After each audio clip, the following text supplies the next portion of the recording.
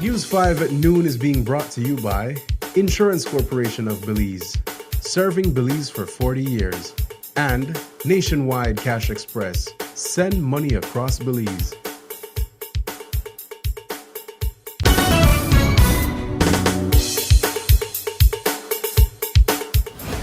Good afternoon, Belize. It's midday and you're tuned into the news at noon, where we bring you the latest updates from around the country. I'm Isana Kayatano and here's what's making headlines today. Quick ride turns fatal. A mother mourns son after motorcycle crash. San Pedro fire claims life of beloved island resident Dari. Water taxi operator takes San Pedro officials to court over forced relocation. And Ministry of Agriculture empowers farmers with innovation. These stories and more are coming up in just 1 minute. When I was a student, ICB was there to protect me, ensuring my education and future. When I got my first car, ICB was there to protect me, providing excellent coverage and peace of mind on the road.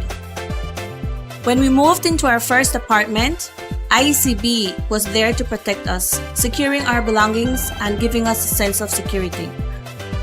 And when we got our first house, ICB was there for us, protecting our home and everything we've worked so hard for. At every step of your life's journey, ICB is there for you. For more information, call 224-5328 or visit our nearest branch. Welcome back. It was supposed to be a quick ride home, but it ended in heartbreak. 34-year-old Danny Mai lost his life in a tragic motorcycle accident on Saturday morning while heading from Blackman Eddy to Santa Elena. His mother, Shirley Mai, said he had just visited her because she wasn't feeling well. Moments later, he collided with a Toyota Corolla that was reportedly overtaking. Now she's left mourning her son and questioning whether the driver was under the influence. First, I want to say, all the rumors, all the negativity we have been hearing, all kind of thing. My son was at my house. My son, he only 1 year, something happened to him, and Danny is coming. And Danny was here because I never feel good. I had flus, and Danny can check for me. And doing so, it left fire, and he was heading back home. And unfortunately, that incident happened. The drunk driver went carelessly overtake and hit my son. And the hurting thing about it, Paul, nobody I get what call from. Nobody no tell me nothing. Nobody know, not the driver no cry and say, Miss Maya, sorry, because if I could know who you must could know who me. You know her? I know that who. I know that who. Paul, my son, they visit back the scene. I got a man car key. I have ears ring.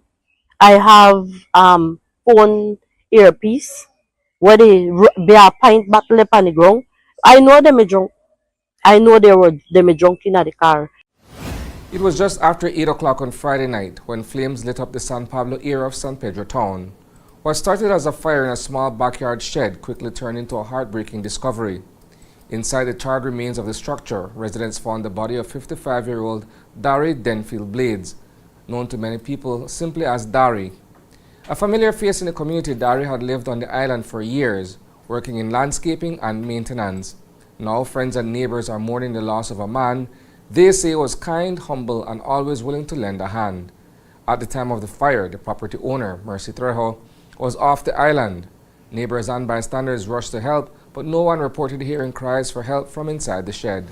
A legal battle is brewing in San Pedro. Caribbean Sprinter Limited, a water taxi company, is challenging a decision by the town council, led by Mayor Wally Nunez, and the Trade Licensing Board, that would force all water taxis to move out of the town core by the end of this year. The company says the move is unfair and illegal. They claim they weren't consulted, had a valid license, and invested heavily in their current location on the eastern foreshore. The sudden relocation, they argue, could lead to major financial losses. The High Court agrees there's something worth looking into and has granted Caribbean Sprinter permission to take the matter to judicial review. The court will now decide whether the San Pedro Town Council and the Trade Licensing Board acted within their legal powers or if they overstepped. Tourism may be Belize's top earner, but agriculture isn't far behind. It's the backbone of rural communities, putting food on tables, creating jobs, and driving exports. That's why the Ministry of Agriculture is stepping up, investing in tools, training, and technology to help farmers keep pace with a fast-evolving industry. Today, the Belize Marketing and Development Corporation, BMDC, opened its doors for a special tour, giving stakeholders a first-hand look at the equipment available to boost production and the kinds of products that can be made with it. Senior Projects Officer Sergio Tillett was on hand to walk us through the innovations and opportunities. Basically, what we wanted to do is showcase the different things that we have been doing here as an entity. We are the marketing arm of the Ministry of Agriculture, and there was a lot that people don't know that we've been doing. So we have to make sure that people find out all the different products that we have now, the different services we're providing, and all the equipment we are managing to source to help out our agro-processors and small farmers. So what's something interesting that we'll be seeing today? Well, today you're going to be seeing the new addition that we had when it comes to equipment, because in the past the BMDC was all about just importation of vegetables, not anymore. So now we have new products, we have new dynamic packages that we want to show, because the pulps had been there in the past, but now we have new additions to the line.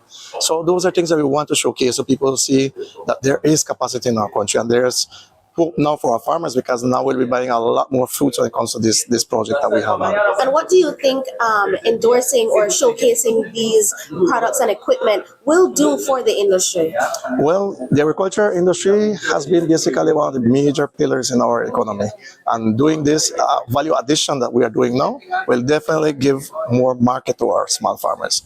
In the past, when you had fruits in abundance, and after that there is none.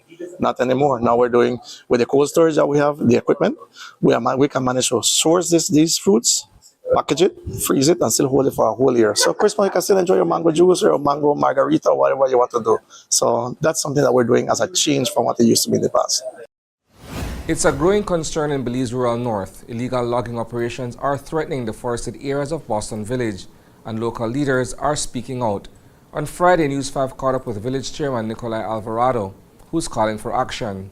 The controversy deepens as Orange Walk South Area Representative Jose Abelardo Mai confirmed that some of his constituents are being named in the unlawful activity. Meanwhile, Deputy Chief Forest Officer and Area Representative Marconi Leal have also weighed in. But the chairman reached out to me. He shared his concern in regards to the logging that was taking place.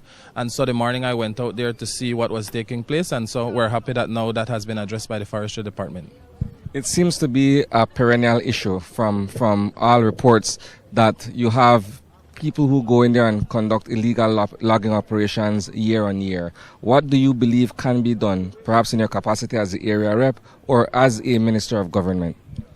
I think over the past few years, and me supporting my dad, who was a previous area rep for 23 villages, we haven't seen much license being issued.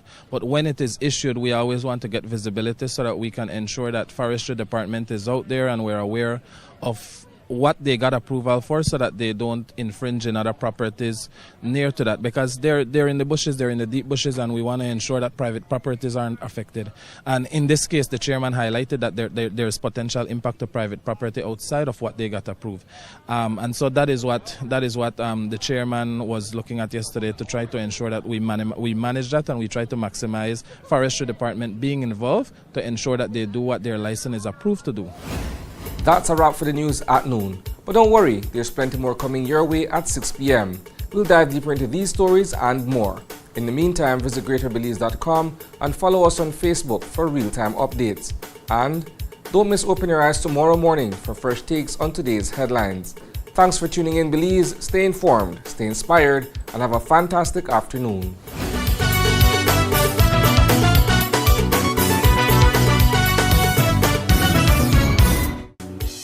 News 5 at noon was brought to you by Insurance Corporation of Belize, serving Belize for 40 years, and Nationwide Cash Express, send money across Belize.